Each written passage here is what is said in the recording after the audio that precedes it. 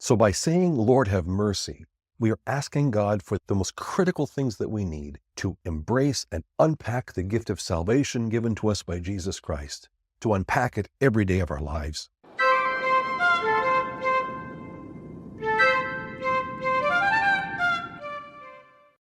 So we call God Lord.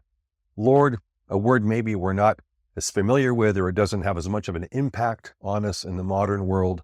But if somebody is the Lord, they are in charge of our lives. So we call God Lord. We are stating our obedience to Him, our allegiance to Him as the one who is running our lives. And then we ask for His mercy. And when we understand the meaning of this word mercy in the ancient languages, in Hebrew and in Greek, we get a better sense of what we're praying for here. In Hebrew, the word for mercy is hesed, and it can also be translated as steadfast love. So in the Psalms, sometimes you'll see the phrase, God's mercy endures forever. In other translations, you'll see God's steadfast love endures forever. That's the translation of the exact same word in Hebrew. So to call upon God for His mercy is to fall into His loving arms. Now in Greek, the word is eleos, and there is a one-letter difference in Greek between the word for mercy and the word for olive oil, eleon. And when we look in the scriptures at the uses of olive oil, this all starts to make sense. In the Old Testament, when a king was crowned or a prophet was commissioned or a priest was ordained, the right to do so was pouring oil, olive oil, over his head. A man in and of himself, a broken human being, cannot fruitfully fulfill these ministries of king or priest or prophet, but it is only by God's wisdom and God's strength that he is able to accomplish these things, because that strength and wisdom, that grace, fills in that which is lacking and heals that which is broken, which is a phrase that we still use in our ordination service today in the Orthodox Church. So the oil poured over the head of the king, the prophet, or the priest is a symbol of God's wisdom and strength, which allows him to fulfill his ministry.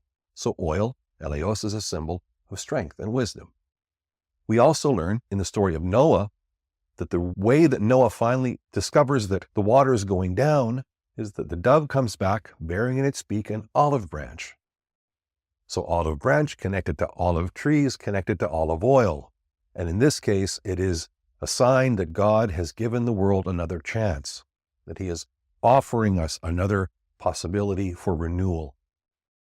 And the third thing in scriptures that we learn is that olive oil was used as a salve to cover up a wound, to protect it, to keep it clean. And this connects to mercy because the mercy of God is God's healing grace. So by saying, Lord, have mercy, we are asking God for the most critical things that we need to embrace and unpack the gift of salvation given to us by Jesus Christ, to unpack it every day of our lives, the strength and wisdom of God, the forgiveness of God, and the healing grace of God. And all of these things flow out of His steadfast love for us.